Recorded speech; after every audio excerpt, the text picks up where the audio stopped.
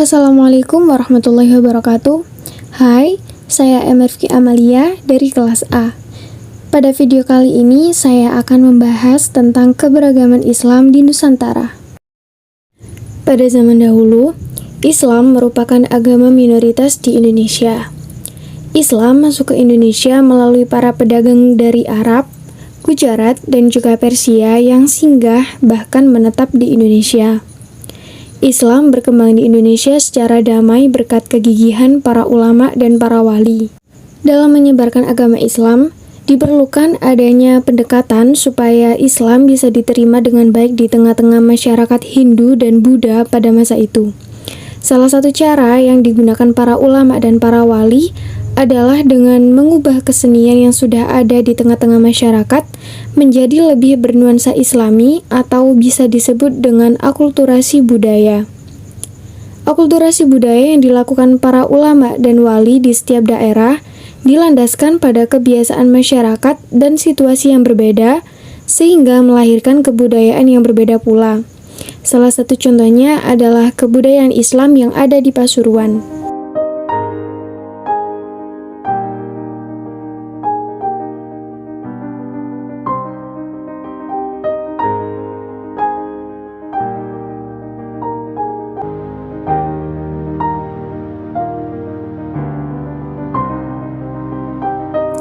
Pasuruan adalah sebuah kota di Provinsi Jawa Timur dan merupakan kota tertua kedua di Jawa Timur. Seluruh wilayah kota Pasuruan berbatasan langsung dengan Kabupaten Pasuruan. Di setiap daerah di Kabupaten Pasuruan memiliki tradisi dan kebudayaan Islam yang berbeda-beda, termasuk dalam menyambut Maulid Nabi Muhammad SAW. Maulid Nabi merupakan peringatan hari kelahiran Nabi Muhammad SAW yang perayaannya jatuh setiap tanggal 12 Rabiul Awal dalam penanggalan Hijriyah.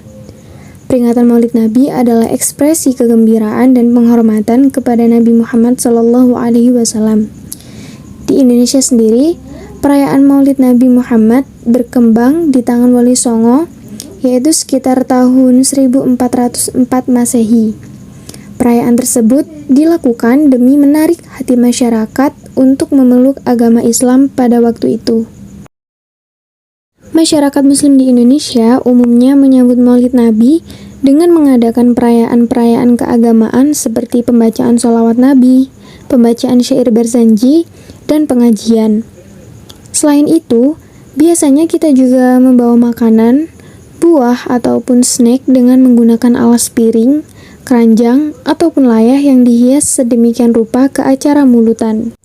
Tapi, ada tradisi unik yang dilakukan masyarakat Bangil dalam menyambut Hari Maulid Nabi. Tradisi itu bernama cowean, di mana masyarakat Bangil menggunakan cowek sebagai alas dari makanan, buah, ataupun snack yang akan mereka bawa ke acara mulutan. Cowek merupakan hasil kerajinan tangan yang terbuat dari tanah liat, kemudian dibakar dan dikeraskan hingga menjadi alat serbaguna. Ini sebagai gambaran bahwa manusia ditempa dengan berbagai macam ujian ataupun masalah, sehingga mereka bisa menjadi manusia yang bermanfaat ke depannya. Pada dasarnya, cowek merupakan warisan budaya dari Kanjeng Sunan Ampel Surabaya. Kanjeng Sunan Ampel mengingatkan kita supaya kita tidak lupa bahwa kita ini dari tanah dan akan kembali ke tanah. Jadi, hendaklah manusia selalu rendah hati dan tidak menyombongkan dirinya. Selain itu, kegiatan sholawat yang dilakukan di Bangil saat merayakan Maulid Nabi tidak seperti di tempat lain. Kegiatan ini disebut dengan Maulidur Rasul yang dilakukan pada tengah malam dengan diiringi Hadroh Ishari. Hadroh Ishari sendiri merupakan lantunan sholawat dengan menyenandungkan maulid Syaroful Anam dan syair-syair Diwan Hadroh. Hadroh Ishari pertama kali diajarkan oleh Habib Syekh Boto Putih Surabaya yang merupakan seorang ulama sekaligus mursyid tarekat pada tahun 1830 yang kemudian populer di kalangan para santrinya dan masyarakat dengan nama hadroan atau terbangan. Pada tahun 1918, selawat hadroh ini dikembangkan kembali oleh Kiai Haji Abdurrahim bin Abdul Hadi di Pasuruan.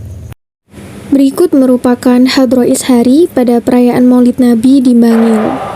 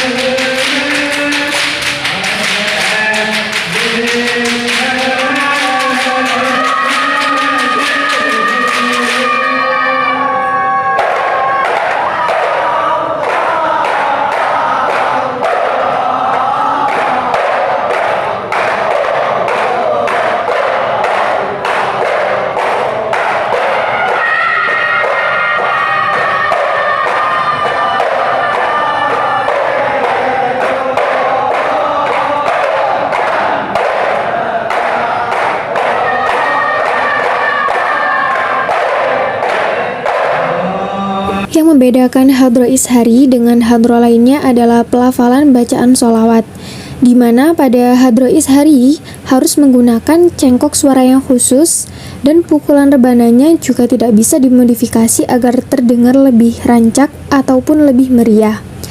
Bahkan, gerakan tarian rotatnya dengan anggukan kepala dan gerakan badannya telah baku yang mengilustrasikan penulisan lafaz Allah Jalalah maupun gerakan tarian tangan yang mengilustrasikan penulisan lafaz Muhammad.